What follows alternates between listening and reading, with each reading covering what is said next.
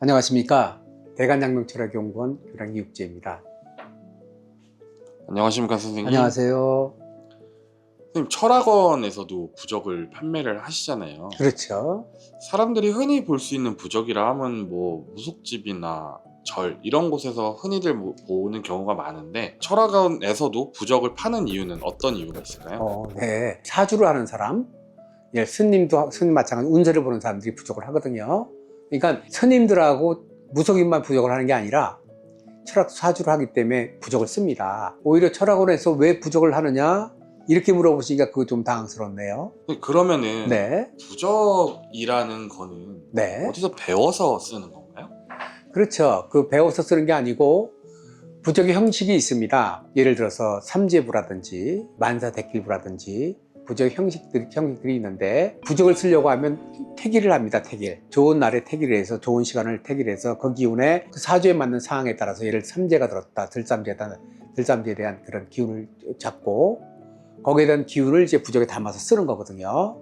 그래서 그걸 보통 보면 직접 자기가 제작하는 사람도 있고, 오다를 조사하는 사람도 있습니다. 혹은 찍어내는 사람도 있습니다. 방식이 다 여러 가지인데, 부적은 정성이거든요. 정성. 그 사람의 정성이 부적의 힘으로 해서 부적 받는 사람에게 기운이 전달되는 거니까, 신뢰가 될 만한 사람, 내가 이분을 믿어도 되겠다 하면 그분에게 의뢰해서 부적을 받으시면, 예를 들어 내가 스님이 신뢰가 한다면 스님에게 받으시면 되고, 부적은 남발하는 게 조금 위험합니다. 예를 들어서 가게가 안 나간다.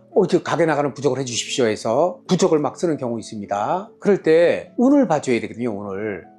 이 사람이 지금 매매 운이 없다 할 때, 그런 경우는 부적을 해도 오히려 효율이 없는 경우가 있습니다. 이건 운이 들어있는데 약간 좀 약하다. 그런 경우에는 이제 부적을 쓰면 효험을 보는 경우가 있거든요.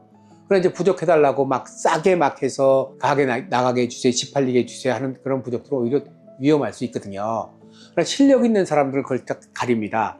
이 사람은 부적해서 될 경우라면 부적을 해주고, 부적을 해서 될 경우가 아니다 그러면 이건 차라리 좀 기다리는 게 낫습니다. 부적을 그린 사람들의 그런 입장을 잘 보고 해야 되고, 그 다음에 인터넷으로 이렇게 맞춤 부적, 직접 그리는 부적이 아니고 만들어놨다 하는 부적들은 아무래도 효험이 좀 적을 수 있습니다. 그거 참고하셔서 부적에 대한 접근을 하셨으면 좋겠습니다. 사주에 보면 귀인이라는 용어가 있잖아요. 그렇죠. 이 귀인이라는 거는 정확히 어떤 거를 의미하는 걸까요? 천을귀인이라든지 천주귀인이라든지 학당귀인이라든지 귀인들이 많이 있어요. 그럴 때 이제 보통 귀인하면 나에게 도움되는 사람들이 있거든요. 그런 귀인이 있는 사람들 반면에 평생 그 귀인 없이 사는 사람들이 있습니다. 도와주는 사람 없이 사는 사람들이 있거든요. 보통 귀인은 어느 사람이 많이 되냐면 신약한 사람들에게 귀인이 많이 뜹니다. 신약한 사람에게 운이 올 때, 그럴 때 나를 도와주는 사람이 생기는 거고, 신강한 사람들은 누가 도와주는 걸 불편해합니다. 그러니까 신세를 안 지려고 하거든요.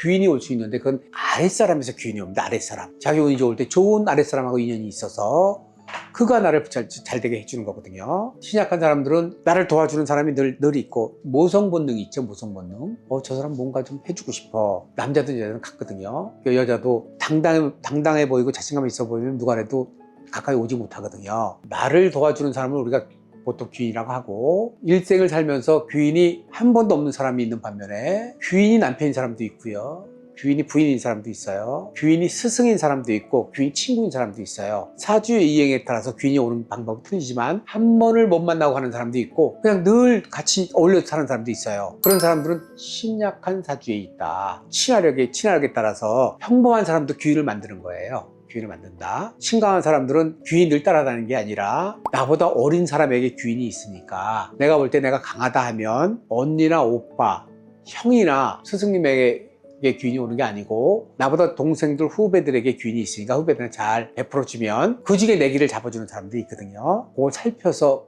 보시면 되고, 그냥 딱 정리해서 내 인생에서 나를 도와주는 사람이 있느냐, 귀인이 있느냐, 이렇게 판단해보면 맞을 것 같습니다. 네, 알겠습니다. 선생님, 오늘도 좋은 답변 감사합니다.